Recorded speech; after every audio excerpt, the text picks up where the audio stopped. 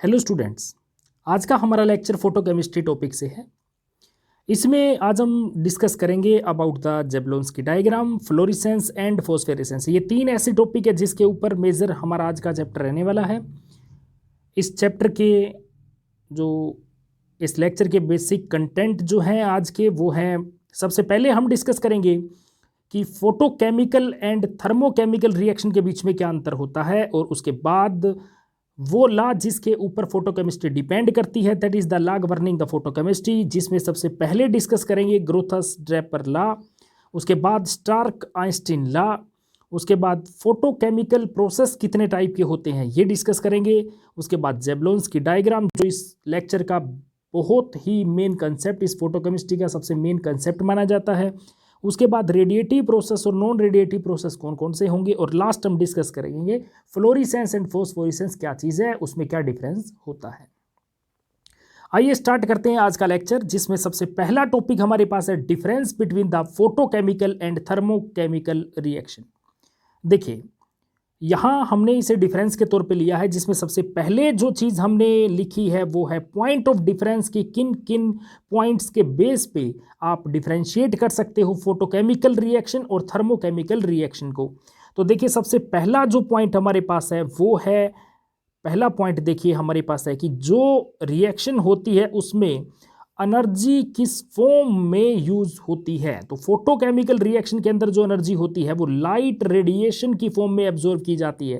ध्यान से सुनिएगा इस बात को कि जो फोटोकेमिकल रिएक्शन होती है उसमें रिएक्शन को स्टार्ट करने के लिए जो एनर्जी चाहिए होती है, मींस जो एक्टिवेशन एनर्जी होती है, वो किस फॉर्म में एब्जॉर्ब होती है, लाइट रेडिएशन की फॉर्म में एब्जॉर्ब होती है। जबकि थर्मोकेमिकल जो रिएक्शन होती है उसमें हीट की फॉर्म में क्या किया जाता है, एनर्जी एब्जॉर्ब होती है और रिएक्शन को एक्टिवेशन एनर्जी प्रोवाइड करती है। तो सबसे पहला डिफरेंस हमारे पास रहा कि जो एनर्जी होती है किस फॉर्म में यूज की जाती है। तो सेकंड है कि इसके लिए क्या चीज जरूरी है, तो फोटोकेमिकल रिएक्शन के लिए लाइट का प्रेजेंट होना सबसे मेन कंसेप्ट है। लाइट का प्रेजेंट होना, इट मीन्स चाहे वहाँ हीट है, चाहे आप और किसी इलेक्ट्रिकल फील्ड या मैग्नेटिक फील्ड से एक्टिवेशन एनर्जी दे सकते हो, तो भी ये रिएक्शन स्टार्ट नहीं होती जब तक कि आप इसे लाइट की फॉर्म में एनर्जी प्रोवाइड नहीं करते। जबकि यहाँ अगर मेन बात करें तो लाइट की जरूरत नहीं होती। बात ध्यान से सुनिए, थर्मोकेमिकल रिएक्शन के लिए लाइट की जरूरत आपको नहीं है। आप एनर्जी प्रोवाइड कर दीजिए, एक्टिवेशन एनर्जी, चाहे आप हीट की फॉर्म में दे दीजिए, चाहे कैसे ही आप दे दीजिए, थर्मोकेमिकल रिएक्शन स्टार्ट हो जाएगी। लेकिन फोटोकेमिकल रिएक्शन बिना लाइट के स्टार्ट नहीं होती। तो उसके बाद हम तीसरा जो डिफरेंस देखते हैं, टेम्परेचर का क्या रोल होता है। अगर आपको लास्ट लेक्चर आपने देखा हो तो उसमें हमने देखा कि फोटोकेमिकल रिएक्शन के अंदर हमने दो एग्जांपल लिए थे कि जब बॉडी का टेम्परेचर लो हो, मींस जो मॉलिक्यूल्स हैं वो कम टेम्परेचर पे हो या वो हॉट हो, तो ऐसे केस में फोटोकेमिकल रिएक्शन पे क्या फर्क पड़ता है। तो मैंने आपको बताया था, अगर आपको याद हो, तो अगर तो टेम्परेचर ज़्यादा हो और आप फोटोकेमिकल रिएक्शन करवा रहे हैं तो मॉलिक्यूल्स में जो बॉन्ड है वो टूट के रेडिकल फॉर्मेशन इजी हो जाता है, क्योंकि उसकी बॉन्ड डिसोसिएशन एनर्जी से ज़्यादा एनर्जी हो जाती है और वो बॉन्ड टूट के रेडिकल में कन्वर्ट हो जाता है। मतलब डिसोसिएशन रिएक्शन के चांसेस ज़्यादा होते हैं। जबकि फोटोकेमिकल रिएक्शन के अंदर अगर बाकी बात नॉर्मल कोई भी रिएक्शन हो, अगर टेम्परेचर ज़्यादा ना भी होता तो भी क्या होता, रेडिकल्स बनते, तो भी फोटोकेमिकल रिएक्शन होती। तो इट मीन्स यहाँ फोटोकेमिकल रिएक्शन की बात करें तो टेम्परेचर का जो इफेक्ट होता है वो क्या होता है, वो बहुत ही कम होता है। तो टेम्परेचर का लिटिल इफेक्ट माना जाता है फोटोकेमिकल रिएक्शन में। जबकि थर्मोकेमिकल रिएक्शन तो बेसिकली टेम्परेचर ही सबसे ज़्यादा इफेक्ट करता है। जैसे ही टेम्परेचर राइज किया जाता है तो थर्मोकेमिकल रिएक्शन का रेट कांस्टेंट, आपने सुना होगा 10 डिग्री सेल्सियस टेम्परेचर राइज करने से रेट कांस्टेंट डबल हो जाता है। इसका मतलब रिएक्शन का रेट डबल हो जाता है। तो थर्मोकेमिकल रिएक्शन में टेम्परेचर का बहुत ज़्यादा सिग्निफिकेंट रोल होता है, जबकि फोटोकेमिकल रिएक्शन में टेम्परेचर का इतना रोल नहीं होता। नेक्स्ट हम बात करते हैं, हमारा अगला point, Gibbs free energy change. देखिए, हम जानते हैं कि किसी भी थर्मोकेमिकल रिएक्शन के लिए अगर डेल्टा जी की वैल्यू नेगेटिव आ जाए तो इसका मतलब समझिएगा प्रोसेस क्या है, स्पॉन्टेनियस है। और अगर डेल्टा जी की वैल्यू पॉजिटिव आ जाए तो समझिए प्रोसेस क्या है, नॉन स्पॉन्टेनियस है। और अगर जीरो आ जाए, अगर वैल्यू क्या आ जाए, जीरो आ जाए, तो समझिएगा वो इक्विलिब्रियम में रिएक्शन प्रेजेंट है। तो थर्मोकेमिकल रिएक्शन के अंदर डेल्टा जी की वैल्यू, अगर कोई रिएक्शन हो रही है तो उसको स्पॉन्टेनियस करवाने के लिए जरूरी है कि उसके डेल्टा जी की वैल्यू क्या हो, नेगेटिव हो। लेकिन फोटोकेमिकल रिएक्शन के अंदर ऐसा नहीं होता। उसमें अगर डेल्टा जी की वैल्यू पॉजिटिव भी हो तो भी रिएक्शन हो जाती है। इसका मतलब डेल्टा जी की बात करूं तो थर्मोकेमिकल रिएक्शन के लिए डेल्टा जी मस्ट है कि वो नेगेटिव ही हो, लेकिन फोटोकेमिकल रिएक्शन में ऐसी कोई कंडीशन नहीं होती। फोटोकेमिकल रिएक्शन के अंदर गिब्स फ्री एनर्जी चेंज चाहे पॉजिटिव हो चाहे नेगेटिव हो तो भी फोटोकेमिकल रिएक्शन हो सकती है।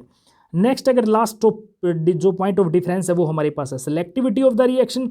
तो जो फोटोकेमिकल रिएक्शन होती है, जैसे मान लीजिए कोई मॉलिक्यूल है और वो एनर्जी एब्जॉर्व करके फोटोकेमिकल रिएक्शन शो करता, तो ज़रूरी है कि वो जो एनर्जी एब्जॉर्व कर रहा है उसके पास सूटेबल एनर्जी हो। जो फोटोन अगर आ रहा है, मान लीजिए जो लाइट फॉल करवाई जा रही है उसमें जो फोटोन है उसके पास सूटेबल फ्रीक्वेंसी की लाइट हो, सूटेबल एनर्जी हो, ताकि इस रिएक्शन को एक्टिवेशन एनर्जी मिले और रिएक्शन स्टार्ट करवाई जा सके। तो यहाँ सबसे इंपॉर्टेंट बात क्या होती है, अगर वो पर्टिकुलर फोटोन आपके पास नहीं है तो समझ लीजिएगा ये रिएक्शन नहीं होगी। तो फोटोकेमिकल रिएक्शन की खास बात क्या होती है, photochemical reaction highly selective nature की होती है। जो आपको पर्टिकुलर फोटोन चाहिए अगर वही, या पर्टिकुलर वेवलेंथ की लाइट या फ्रीक्वेंसी की लाइट चाहिए अगर वही है तो रिएक्शन क्या होगी, फोटोकेमिकल रिएक्शन होगी, अदरवाइज नहीं होगी। तो इसका मतलब क्लियर है कि photochemical reaction highly selective nature की होती है, जबकि थर्मोकेमिकल रिएक्शन सिलेक्टिव नेचर की नहीं होती, ये लेस सिलेक्टिव होती है। क्लियर। तो ये हमारे पास सबसे पहला टॉपिक था, difference between the photochemical reaction and the thermochemical reaction. अब हम बात करते हैं वो कौन से लॉ हैं जिनके ऊपर पूरी फिजिकल केमिस्ट्री डिपेंड करती है। आपको याद होगा लास्ट लेक्चर में हमने लैम्बर्ट बियर लॉ के बारे में डिस्कस कर लिया था। वो तो लॉ ऑफ एब्जॉर्प्शन की बात कर रहे हैं। लॉ ऑफ एब्जॉर्प्शन तो चाहे स्पेक्ट्रोस्कोपी के अंदर होता वहाँ भी लैम्बर्ट बियर लॉ तो वहाँ भी एप्लीकेबल होता। अब हम बात कर रहे हैं कि फोटोकेमिकल रिएक्शन के लिए कौन से लॉ हैं जिनके ऊपर फोटोकेमिकल रिएक्शन डिपेंड करती है। उसमें बेसिकली दो लॉ हम मानते हैं जो फोटोकेमिकल रिएक्शन जिस पे डिपेंड करती है। उसमें सबसे पहला जो लॉ है that is the Grotthuss Draper law. आप ध्यान से देखिए, ग्रोथस-ड्रेपर लॉ किसने दिया था, ग्रोथस और ड्रेपर ने 19th सेंचुरी के अंदर इस लॉ को दिया था। इस लॉ में सबसे इंपॉर्टेंट बात क्या है, इस लॉ को फर्स्ट लॉ ऑफ फोटोकेमिस्ट्री माना जाता है। दो लॉ में से पहला लॉ अगर आपसे पूछे कौन सा है तो ग्रोथस-ड्रेपर लॉ जो है वो फर्स्ट लॉ है। इसे ही प्रिंसिपल ऑफ एक्टिवेशन कहा जाता है। क्लियर। तो इस लॉ में एक्चुअली में क्या हुआ था, इसमें इन दोनों साइंटिस्ट ने क्या किया कि जो रिएक्शन हो रही है उसमें जो लाइट फॉल करवाई आपने, तो लाइट फॉल करवाने में कौन सा कंपोनेंट लाइट का रिएक्शन को करवा रहा है वो ये देखना चाहते थे। देखिए आप इसको समझने के लिए आप एक एग्जांपल आपको देता हूँ। मान लीजिए कि आपके पास कोई एक मॉलिक्यूल है, सपोज ये एक मॉलिक्यूल है और आपने क्या किया, एक लाइट इसके ऊपर फॉल करवाई सूटेबल फ्रीक्वेंसी की जो रिएक्शन को करवा सकती है। तो आपने तो लाइट फॉल करवा दी, लेकिन इस लाइट का एक हिस्सा रिफ्लेक्ट होके चला जाता है, कोई हिस्सा इसका रिफ्रैक्ट हो सकता है, कोई इंटरफेरेंस कर सकता है मान लीजिए। क्लियर। अब एक पार्ट इसका एब्जॉर्ब होता है और केमिकल चेंजेस लेके आता है, वो लाइट ट्रांसमिट करता है। तो इसने कहा कि वहाँ काम तो बहुत सारे हो रहे हैं ना, बहुत सारे कौन कौन से, वहाँ रिफ्लेक्शन हो रहा है, वहाँ रिफ्रैक्शन होता है, वहाँ ट्रांसफरेंस होता है, वहाँ डाइफ्रैक्शन होता है, वहाँ एब्जॉर्प्शन होता है। तो बहुत सारे काम चल रहे हैं। उनमें से फोटोकेमिकल रिएक्शन को करवाने में किसका रोल होता है, उन्होंने कहा फोटोकेमिकल रिएक्शन सिर्फ उससे होती है जो एब्जॉर्ब पार्ट है। इसका मतलब जो लाइट आपने फॉल करवाई उस लाइट में से जितना हिस्सा एब्जॉर्ब होगा सिर्फ वही क्या करेगा, फोटोकेमिकल रिएक्शन को करवाएगा। और बाकी कोई रिफ्रैक्ट है, रिफ्लेक्शन है, डाइफ्रैक्शन है, अगर कोई भी कंपोनेंट है लाइट का, वो फोटोकेमिकल रिएक्शन में उसका कोई रोल नहीं होता। तो यहाँ आप इस डेफिनेशन के अंदर साफ साफ देख सकते हो कि only the light which is absorbed bye A molecule, वो मॉलिक्यूल जो एनर्जी लाइट का वो कंपोनेंट जो एब्जॉर्ब करेगा can be effective in producing the photochemical change in the molecule. वो उसके अंदर जो केमिकल चेंजेस लेके आने के लिए, फोटोकेमिकल रिएक्शन करवाने के लिए अगर कोई इंपॉर्टेंट है तो कौन सा है, वो कंपोनेंट है जो एब्जॉर्ब होता है, वो नहीं है जो रिफ्लेक्ट होता है, रिफ्रैक्ट होता है, डाइफ्रैक्ट होता है।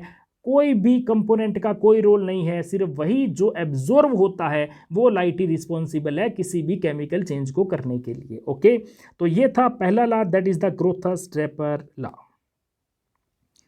अब हम बात करते हैं सेकंड लॉ की। Second law is the Stark Einstein law. तो देखिए इस लॉ को किसने दिया था, इस लॉ को जॉन स्टार्क और एल्बर्ट आइंस्टीन ने दिया था। इसी लॉ को इन्हीं के नाम पर स्टार्क आइंस्टीन लॉ बोला जाता है। इस लॉ की खास बात है, ये लॉ फोटोकेमिस्ट्री का सेकंड लॉ माना जाता है। This is the second law of photochemistry, और इसे ही क्या बोला जाता है? आइंस्टीन इक्विवेलेंस लॉ बोला जाता है। आइंस्टीन फोटो इक्विवेलेंस लॉ क्या है?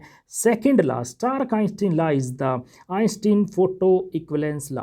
क्लियर? तो इस लॉ में क्या कहा गया, देखिए बात ध्यान से सुनिएगा। इस लॉ में जो एनर्जी एब्जॉर्ब होगी उसके फोटोन की एनर्जी और केमिकल रिएक्शन में क्या रिलेशन है, ये बात इन्होंने समझाई। तो इन्होंने क्या कहा अपने लॉ में, ध्यान से सुनिएगा। कहता है कि एक कोई भी केमिकल सब्सटेंस आपके पास है, कोई भी एक केमिकल पार्ट सब्सटेंस का कोई एक पार्टिकल, कोई मान लीजिए ये एक पार्टिकल है, अगर इस पे जो भी लाइट पड़ रही है वो सिर्फ लाइट का एक फोटोन एब्जॉर्ब करेगा, ओनली एक फोटोन एब्जॉर्ब करेगा और उससे केमिकल रिएक्शन कर लेगा। बात ध्यान से सुनिए। अगर मान लीजिए सपोज करो इसको 500 जूल की कोई लाइट चाहिए, 500 जूल की लाइट से ये रिएक्शन कर सकता है, सपोज करिए, और आपने क्या किया, 100 जूल वाले 5 फोटोन इस पे फॉल करवा दिए। आप सोचें कि ये 500 फोटोन, टोटल एनर्जी तो 500 जूल होगी और ये रिएक्ट कर जाएगा, तो ऐसा नहीं होगा। इन्होंने क्या कहा, एक पार्टिकल जो होगा, एक पार्टिकल सिर्फ एक ही फोटोन एब्जॉर्ब करेगा। अगर उसके पास सुटेबल फ्रीक्वेंसी की लाइट है, उसके पास सुटेबल एनर्जी की लाइट है जो उस केमिकल चेंज को करवा सकती है, तो फोटोकेमिकल रिएक्शन होगी, अदरवाइज नहीं होगी। ये बहुत ही इंपॉर्टेंट बात है, क्योंकि पूरा जो इलेक्ट्रोकेमिस्ट्री के अंदर जो हम क्वांटम यील्ड कंसेप्ट पढ़ते हैं उसमें सबसे ज़्यादा अगर इंपॉर्टेंस कोई बात है तो इसी लॉ की ही आपको जरूरत पड़ने वाली है। तो ध्यान से सुनिए कि डेफिनेशन में क्या कहा गया इस लॉ के अंदर। उन्होंने कहा one particle of a chemical substance can absorb only one photon, कि किसी भी केमिकल सब्सटेंस का एक पार्टिकल सिर्फ एक ही फोटोन एब्जॉर्ब करता है। वो क्या करता है, to activate the photochemical reaction. तो रिएक्शन को करवाने के लिए हम, आपको याद हो तो जो प्लैंक क्वांटम थ्योरी के अकॉर्डिंग किसी भी फोटोन की एनर्जी उसकी फ्रीक्वेंसी पे डिपेंड करती है, किस रिलेशन से, E equal to h nu. तो एक फोटोन के पास कितनी एनर्जी है, एच न्यू एनर्जी है। इसका मतलब मस्ट है कि उस मोलिक्यूल को रिएक्ट करने के लिए एच न्यू एनर्जी की जरूरत है। अगर ये प्रोवाइड करते हैं तो रिएक्शन होगी, अदरवाइज नहीं होगी। ओके, तो अब मैं अगर बात करूं, मान लीजिए कि मेरे पास 1 मोल सब्सटेंस है, पार्टिकल कितने हैं, 1 मोल है, तो 1 मोल है तो 1 मोल फोटोन आपको चाहिए उस रिएक्शन को करवाने के लिए। तो 1 मोल फोटोन मतलब 1 फोटोन की एनर्जी को आप अवोगाड्रो नंबर से मल्टीप्लाई कर दीजिए, क्योंकि 1 मोल में अवोगाड्रो नंबर ऑफ पार्टिकल्स होते हैं जिसकी वैल्यू 6.023 इंटू 10⁻23 होती है। तो इतने नंबर से आप क्या कर दीजिए, आप मल्टीप्लाई कर दीजिए 1 फोटोन की एनर्जी को, तो क्या आ जाएगी, 1 मोल फोटोन की एनर्जी आपके पास आ जाएगी। और यहाँ एच क्या चीज़ है, H is the plank constant. तो हम यहाँ 1 मोल की एनर्जी क्यों निकाल रहे हैं, देखिए, तो क्योंकि एक टर्म दी गई दैट इज आइंस्टीन। ध्यान से सुनिएगा, आइंस्टीन। तो आइंस्टीन वैसे तो साइंटिस्ट का नाम है, तो आप इस बात को यहाँ इस तरीके से समझिए कि अगर कोई रिएक्शन हो रही है, उसका 1 मोल रिएक्ट करना चाहता है, तो 1 मोल रिएक्ट करवाने के लिए उसे कितनी एनर्जी चाहिए, तो कितने फोटोन चाहिए, उन फोटोन के पास टोटल कितनी एनर्जी चाहिए, तो उस एनर्जी को रिप्रेजेंट करने के लिए टर्म यूज की गई, दैट इज द आइंस्टीन। तो बात ध्यान से सुनिएगा, यहाँ आइंस्टीन साइंटिस्ट का नाम नहीं है। 1 मोल सब्सटेंस को रिएक्ट करवाने के लिए जितनी एनर्जी चाहिए उस एनर्जी को रिप्रेजेंट करने के लिए एक टर्म यूज की गई, दैट इज द आइंस्टीन। क्योंकि देखिए अलग अलग रिएक्शन के लिए यहाँ क्या होगा, आइंस्टीन की वैल्यू अलग अलग होगी। क्या मतलब है इसका, आइंस्टीन की वैल्यू अलग होने का मतलब, देखिए एक मान लीजिए कोई रिएक्शन है, उसमें कोई एक मॉलिक्यूल है, उसको एनर्जी चाहिए एच न्यू वन फ्रीक्वेंसी की लाइट वो एब्जॉर्ब करता है, सपोज करिए, तो उसका n multiple n H new one, उसका, इसका मतलब उसके एक आइंस्टीन की वैल्यू कुछ और है। ऐसे ही अगर कोई दूसरा मॉलिक्यूल है, कोई और रिएक्शन है, मान लीजिए सेकंड मॉलिक्यूल है, सेकंड रिएक्शन है, वहां एनर्जी जो चाहिए, सपोज करो उसको चाहिए ν2 फ्रीक्वेंसी की, तो उसकी टोटल एनर्जी कितनी हुई, 1 मोल की, उसकी 1 मोल की एनर्जी हुई NH₀। इसका मतलब इसके एक आइंस्टीन की वैल्यू कितनी है, NH₀ है, जबकि इसके एक आइंस्टीन की वैल्यू क्या है, NH₀ है। इसका मतलब अलग अलग फोटोकेमिकल रिएक्शन को करवाने के लिए, 1 मोल सब्सटेंस को रिएक्ट करवाने के लिए जितनी एनर्जी चाहिए, दैट इज द 1 आइंस्टीन। तो यहाँ बहुत ही इंपॉर्टेंट कंसेप्ट था कि आइंस्टीन क्या चीज़ होती है। अब यहाँ अगर इन सभी आप कॉन्स्टेंट्स की वैल्यू पुट कर दें तो आपके पास क्या चीज़ आ गई, देखिए आपने क्या किया, आपने अवोगाड्रो नंबर पुट कर दिया, आपने प्लैंक कॉन्स्टेंट की वैल्यू पुट कर दी, और उसके बाद आपने 10⁸ है, ये 108 नहीं है, 10⁸ मीटर पर सेकेंड है, और ये 10⁻23 है और ये 10⁻−34 है। तो ये सारी वैल्यू पुट करने के बाद आपके पास इक्वेशन जो है वो ये बनी। अगर आपको यूं कह दिया जाए कि आपको एक लाइट चाहिए, जिस आपको किसी रिएक्शन के लिए आप जो पर्टिकुलर वेवलेंथ चाहिए, अगर वो आपको नैनोमीटर में दी हुई है, तो आप उसके आइंस्टीन की वैल्यू कैसे कैलकुलेट कर लीजिए। उसकी आइंस्टीन की वैल्यू होगी 119666 डिवाइड बाय वो वेवलेंथ इन नैनोमीटर पुट कर दीजिए, आपके पास क्या आ जाएगा, उसके आइंस्टीन की वैल्यू दैट इज जूल पर मोल में आपके पास आ जाएगी। तो आप ये इस पे बहुत ही इंपॉर्टेंट कंसेप्ट है, इस पे न्यूमेरिकल आपसे पूछा जाता है जैसे मैंने कहा। तो आइंस्टीन पे न्यूमेरिकल के लिए आपको यूनिट पर फोकस रहना होगा। तो मेन बात क्या कहना चाहता हूं, देखिए किसी भी रिएक्शन को करवाने के लिए जो लाइट आपको दी जाए उसकी वेवलेंथ आपको दी होगी। अगर उस वेवलेंथ की वैल्यू आपको दी हुई है तो उसकी अलग अलग अगर यूनिट है तो उस यूनिट के अकॉर्डिंग आपको क्या करना होगा, उसके आइंस्टीन की वैल्यू भी अलग अलग ही आएगी। तो अब हमने पहले देखा कि जब आपके पास वो यूनिट जो थी वो क्या थी, आपके पास वो यूनिट अगर नैनोमीटर में थी तो मैंने आपको बताया था कि पीछे जो 1966 जो थी उसमें वैल्यू पुट करने के बाद आप कैलकुलेट कर सकते हैं। ऐसे ही अगर सीजीएस सिस्टम में आपको दी होता और वेवलेंथ आपको सेंटीमीटर में दी होती, सेंटीमीटर में अगर वेवलेंथ दी होती तो आप इसमें पुट कर दीजिए 2.86 डिवाइड बाय वेवलेंथ, आपके पास कैलोरी में आंसर आ जाएगा उसका। और ऐसे ही ये 10⁻5 है, देखिएगा ये 10⁻5 है, 105 नहीं है। तो 2.86 इंटू 10⁻5 अगर आप पुट कर दे और आपको वेवलेंथ की वैल्यू एंगस्ट्रॉन में दी हुई है तो आप किलो कैलोरी पर मोल के अंदर आंसर निकाल सकते हैं। क्लियर। और अगर ये एसआई यूनिट की बात करूं तो अगर आपको वेवलेंथ मीटर में दे रखी है तो आप इस फॉर्मूले में पुट कर दीजिए, और अगर किलो जूल में निकालना है तो आप इसमें पुट कर दीजिए। तो ये हमारे पास क्या हुआ, ये 10⁻5 है, मैं फिर कह रहा हूं। ओके, तो आप क्या कर सकते हैं, आइंस्टीन की वैल्यू कैलकुलेट कर सकते हैं। इस पे न्यूमेरिकल बहुत ही ज्यादा इंपॉर्टेंट है। तो ये हमारे पास क्या था, ये था स्टार्क आइंस्टीन लॉ। अब हम बात करते हैं फोटोकेमिकल रिएक्शन में कौन कौन से फोटोकेमिकल प्रोसेस होते हैं। तो फोटोकेमिकल रिएक्शन में इन्वॉल्व होने वाले फोटोकेमिकल प्रोसेसेस को हम दो कैटेगरी में डिवाइड करते हैं। फर्स्ट इज, पहली कैटेगरी क्या मानते हैं, पहली होती है प्राइमरी प्रोसेसेस। पहली क्या है, प्राइमरी प्रोसेस, और दूसरे हम क्या मानते हैं, सेकेंडरी प्रोसेस।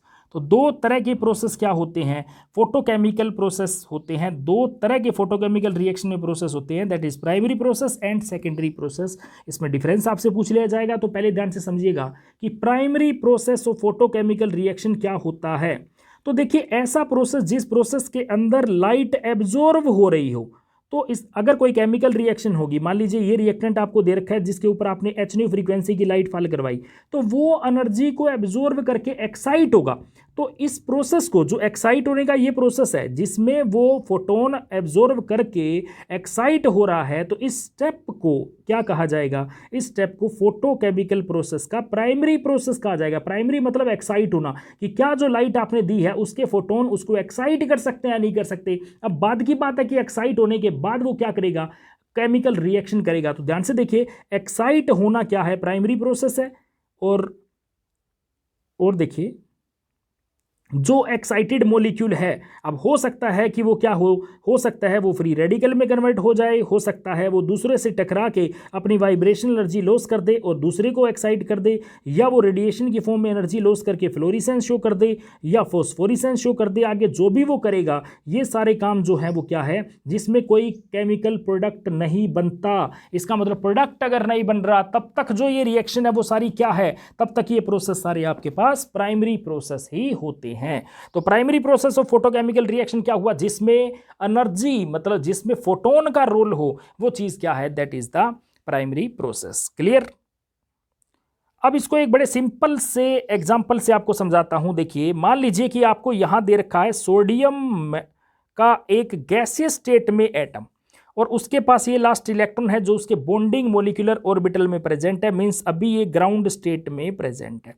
हमने क्या किया, 589 नैनोमीटर की लाइट का फोटोन इसके ऊपर फॉल करवा दिया, और इसने उस एनर्जी को एब्जॉर्ब करके क्या हुआ, इलेक्ट्रॉन एक्साइट होके बॉन्डिंग मोलिकुलर ऑर्बिटल से एंटी बॉन्डिंग मोलिकुलर ऑर्बिटल में कन्वर्ट हो गया, मतलब चला गया, मतलब एक्साइट हो गया। तो इस एक्साइटेशन प्रोसेस को ही क्या कहा जाता है, इसको ही क्या कहा जाता है, that is the primary process. अब क्वेश्चन उठता है कि ये एक्साइटेड स्टेट है, अब ये प्रोडक्ट ना बनाई, अब मान लो कल को मैं ये कहूं कि ये प्रोडक्ट नहीं बना रहा, लेकिन ये तो ग्राउंड स्टेट में वापसी चला गया, मतलब ये डी एक्साइट हो गया। चाहे किसी वजह से हुआ, चाहे किसी वजह से हुआ, फिर कह रहा हूँ, चाहे इसने रेडिएशन की फॉर्म में एनर्जी लॉस कर दी, चाहे इसने हीट की फॉर्म में लॉस कर दी, या किसी से कोलाइड करके अपनी एक्टिवेशन एनर्जी उसको ट्रांसफर कर दी, जो मर्जी हुआ, लेकिन इसने एनर्जी अगर एब्जॉर्व कर दी, रेडिएशन की फॉर्म में कर दी अगर उसने, that is known as fluorescence, और वो फिर से अपनी ग्राउंड स्टेट में आ गया, तो अभी तक ये प्राइमरी प्रोसेस ही है, क्योंकि इसमें किसी तरह की एक्साइटेड मॉलिक्यूल ने क्या नहीं किया, किसी तरह की कोई प्रोडक्ट फॉर्मेशन की रिएक्शन को नहीं करवाया। तो अभी इसमें मतलब प्राइमरी प्रोसेस ही हुआ है, सेकेंडरी इसमें हुआ ही नहीं, प्रोडक्ट अभी बना ही नहीं, that is the primary process. Clear? इस बात को आप यहां देख सकते हो कि जो एक्साइटेड मॉलिक्यूल है, हो सकता है एक्साइट होने के बाद वो सारी की सारी एनर्जी को रेडिएशन की फॉर्म में लॉस कर दे और डी एक्साइट हो जाए, मतलब लुमिनेसेंस शो कर दे, जिसको हम और भी आगे डिटेल से पढ़ेंगे, या फिर वो किसी और मॉलिक्यूल से टकरा के क्या कर दे, अपनी एनर्जी उसे ट्रांसफर कर दे, खुद डी एक्साइट हो जाए, या फिर वो आयनाइज हो जाए, इलेक्ट्रॉन छोड़ के कैटाइन में कन्वर्ट हो जाए, या डिसोशिएट हो जाए, या फिर वो आइसोमेरिज्म शो कर दे, जो मर्जी करे वो चाहे, लेकिन इसमें क्या ना करे, वो रिएक्शन ना करे। इंपॉर्टेंट बात, वो क्या ना करे, रिएक्शन ना करे, और वो रिएक्शन ना करे, सेकेंडरी प्रोसेस ना करे, तब तक क्या है, तब तक वो एक्साइटेड स्टेट से क्या करता है, तब तक वो प्राइमरी प्रोसेस में ही रहेगा, वो सेकेंडरी प्रोसेस कंसीडर उसका नहीं किया जाएगा।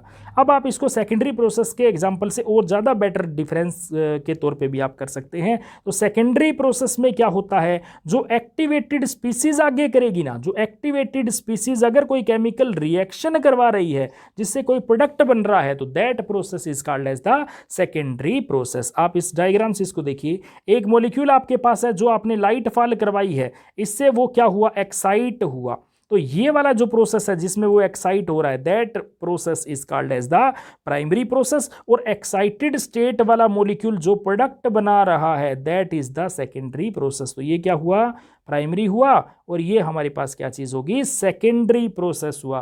तो इसको आप बहुत बेटर तरीके से इस डायग्राम से समझ भी सकते हैं। और अब देखिए सेकेंडरी प्रोसेस की खास बात क्या होगी, इसमें लाइट एब्जॉर्ब नहीं होगी। जो एब्जॉर्ब्ड लाइट थी, जो पहले हो चुकी थी, प्राइमरी प्रोसेस में हो चुकी थी, जिससे मॉलिक्यूल एक्साइट हो चुका था, तो एक्साइटेड स्टेट के बाद का काम था, इसमें किसी तरह की कोई लाइट एब्जॉर्ब नहीं होने वाली। क्लियर? तो अभी देखिए कि इसमें क्या होगा, इसमें प्राइमरी स्टेप को आगे कंप्लीट करना है, मतलब आगे प्रोडक्ट फॉर्मेशन की रिएक्शन करवानी है, तो सेकेंडरी प्रोसेस प्राइमरी प्रोसेस के बाद का काम होता है। तो इसके कुछ एग्जांपल जिससे आप और बेटर तरीके से इसको समझ पाएंगे, जिसमें सबसे पहला एग्जांपल हमारे पास है फॉर्मेशन ऑफ ओजोन। अब देखिए जो स्ट्रेटोस्फीयर लेयर है हमारे पास, स्ट्रेटोस्फीयर लेयर के अंदर जो ऑक्सीजन गैस है, देखो जो हमारा अर्थ है, अर्थ में ट्रोपोस्फीयर है, ठीक है, ऐसे ही ऊपर स्ट्रेटोस्फीयर लेयर है। तो स्ट्रेटोस्फीयर में जो गैसेस प्रेजेंट है, देखिए उस गैसेस में जैसे ही लाइट आती है, उस लाइट का यूवी लाइट का जो पार्ट होता है, उसको एब्जॉर्ब करने के बाद ये फोटोकेमिकल रिएक्शन का प्राइमरी प्रोसेस करती है, मतलब लाइट को एब्जॉर्ब करती है, और एब्जॉर्ब करके किस में कन्वर्ट हो जाती है, ऑक्सीजन गैस रेडिकल में कन्वर्ट हो जाती है। और फ्री रेडिकल के तौर पे ये नेसेंट ऑक्सीजन जो है एज ए रेडिकल के तौर पे जनरेट कर देती है, और रेडिकल हाईली रिएक्टिव होता है, ये फर्दर ऑक्सीजन के मॉलिक्यूल के साथ रिएक्ट करके क्या कर देता है, ओजोन बना देता है, और सेकेंडरी प्रोसेस करके ओजोन बना देता है। देखिए तो ये सारा काम कहाँ हो रहा है, ये स्ट्रेटोस्फीयर लेयर के अंदर हो रहा है। तो आप इस डायग्राम से इसको और देखिए, बेटर तरीके से समझ सकते हैं कि ऑक्सीजन का मॉलिक्यूल आपके पास है, लाइट की प्रेजेंस में क्या किया, प्राइमरी प्रोसेस के तौर पे एक्साइट हुआ और रेडिकल में कन्वर्ट हुआ, और वो जो रेडिकल है वो दूसरे ऑक्सीजन के मॉलिक्यूल के साथ रिएक्ट करके उसने ओजोन फॉर्मेशन कर दी। क्लियर? तो ये आप ओजोन को बेटर एग्जांपल से समझ सकते हैं। इसमें प्राइमरी कौन सा है, सेकेंडरी कौन सा है, इस एग्जांपल से बिल्कुल क्लियर है। देखिए ऑक्सीजन का एनर्जी को एब्जॉर्ब करना और एक्साइट होना, अभी मॉलिक्यूलर फॉर्म में ही है, और एक्साइट होना, इसका मतलब इस स्टेप में क्या हुआ है, लाइट एब्जॉर्ब हुई है, और वो एब्जॉर्ब्ड लाइट रेडिकल में कन्वर्ट हुई है। आपको लग रहा है ये रिएक्शन है, ये रिएक्शन नहीं है, क्योंकि रेडिकल प्रोडक्ट नहीं है, product is the ozone, radical product नहीं है। तो इसमें क्या हुआ, डिसोशिएट होना भी अभी प्राइमरी प्रोसेस का ही पार्ट है, अभी सेकेंडरी नहीं आया। सेकेंडरी में तो क्या होगा, जब ये रेडिकल आगे फर्दर प्रोडक्ट फॉर्मेशन शो करेंगे, जिसमें वो क्या होगा, सेकेंडरी रिएक्शन होगी। क्लियर? तो इस तरीके से ओजोन के फॉर्मेशन से हम इसको बेटर तरीके से समझ सकते हैं। लेकिन जब ओजोन की फॉर्मेशन की बात चल रही है, तो मैं आपको इसके साथ ही एक टॉपिक और बता दूं। आपने सुना होगा एक है स्ट्रेटोस्फीयर ओजोन और एक होता है ट्रोपोस्फीयर ओजोन। ये इसमें बड़ा कन्फ्यूजन रहता है बच्चों को, मैं क्लियर कर देता हूँ। वैसे तो आपको एनवायरनमेंट के अंदर पोल्यूशन वाले टॉपिक के अंदर आपको ये कंसेप्ट मिलेगा। स्ट्रेटोस्फीयर ओजोन और ट्रोपोस्फीयर ओजोन में क्या डिफरेंस होता है, देखिए स्ट्रेटोस्फीयर लेयर के अंदर जो नेचुरली क्या है, सनलाइट से आने वाली यूवी लाइट को यूज करते हुए इस तरीके से जो भी हमने देखा, इस तरीके से जो ओजोन का बनना है, तो वहां जो ओजोन बन रही है that is the stratosphere ozone. Clear. लेकिन ट्रोपोस्फीयर में क्या है, अर्थ के सरफेस के ऊपर देखिए हम इतने सारे व्हीकल्स यूज कर रहे हैं, तो उनसे नाइट्रोजन के ऑक्साइड रिलीज होते हैं, और उन नाइट्रोजन के ऑक्साइड पर जब यूवी लाइट आके गिरती है, देखिए यूवी लाइट या कोई और लाइट आके गिरती है, तो उससे क्या होते हैं, नाइट्रोजन के ऑक्साइड रेडिकल में बदल जाते हैं। उसमें तो क्या हुआ, ऑक्सीजन रेडिकल में बदल रही थी, इसमें नाइट्रोजन के ऑक्साइड रेडिकल में बनते हैं, और वो ऑक्साइड के रेडिकल जो हैं वो एज ए कैटलिस्ट का काम करते हैं। वो क्या करते हैं, वो एज ए कैटलिस्ट का तो नाइट्रोजन के ऑक्साइड पहले क्या बना देंगे, रेडिकल्स, और वो रेडिकल क्या करेंगे, कैटलिस्ट का काम करेंगे, और वो कैटलिस्ट का काम करके ऑक्सीजन से ओजोन बना दें, और वो कैसे यूज हो जाए, एज ए कैटलिस्ट यूज हो जाए। तो ये सारा काम कहाँ हो जाएगा, ये सारा काम हो जाएगा ट्रोपोस्फियर में ही। तो यहाँ जो ओजोन बन रही है that ozone is the troposphere ozone. तो ट्रोपोस्फियर ओजोन में जो नाइट्रोजन के ऑक्साइड्स हैं उनका बहुत इंपॉर्टेंट रोल होता है। ये पोल्यूशन से बहुत ज़्यादा जो सेकेंडरी पोल्यूटेंट्स के तौर पे जो ओजोन बन रही है, ये क्वेश्चन आईएएस में भी पूछा गया था, तो बहुत ही इंपॉर्टेंट कंसेप्ट है यहाँ ओजोन का कंसेप्ट। ओके, तो नेक्स्ट हम डिस्कस कर रहे थे जो प्राइमरी प्रोसेस और सेकेंडरी प्रोसेस के कंसेप्ट को, तो उसी को मैं कंटिन्यू करता हूं। और अभी आप इसी प्रोसेस को और एक एग्जांपल से समझ सकते हैं, that is the formation of HCl। आप यहां देखिए जो क्लोरीन का मॉलिक्यूल है उसने लाइट को एब्जॉर्ब किया, और लाइट को एब्जॉर्ब करके देखिए मैंने पहले कहा था एब्जॉर्प्शन ऑफ लाइट से जो भी काम होना हो वो इंक्लूड कर लीजिएगा। तो लाइट को एब्जॉर्ब करके वो एक्साइट हुआ होगा, एक्साइट होकर उसने रेडिकल या डिसोशिएट वो हो गया होगा, रेडिकल उसने बना दिए होंगे। So that is the primary process. तो ये क्या हुआ, प्राइमरी प्रोसेस। अब जो रेडिकल बने थे, ये रेडिकल्स जो बने थे ये वाले, ये रेडिकल आगे फर्दर हाइड्रोजन गैस के साथ रिएक्ट करके HCl बना रहे जो कि प्रोडक्ट है, और वो क्लोरीन के साथ रिएक्ट करके HCl बना रहे जो कि प्रोडक्ट है। तो ये सारे के सारे सेकेंडरी प्रोसेस के एग्जाम्पल हैं। क्लियर। तो प्राइमरी प्रोसेस और सेकेंडरी प्रोसेस में क्या अंतर है ये आपके सामने बिल्कुल क्लियर है। ये था फोटोकेमिकल प्रोसेस के अंदर कौन से दो प्रोसेस मतलब प्राइमरी प्रोसेस और सेकेंडरी प्रोसेस होते हैं और दोनों में क्या डिफरेंस है, इसको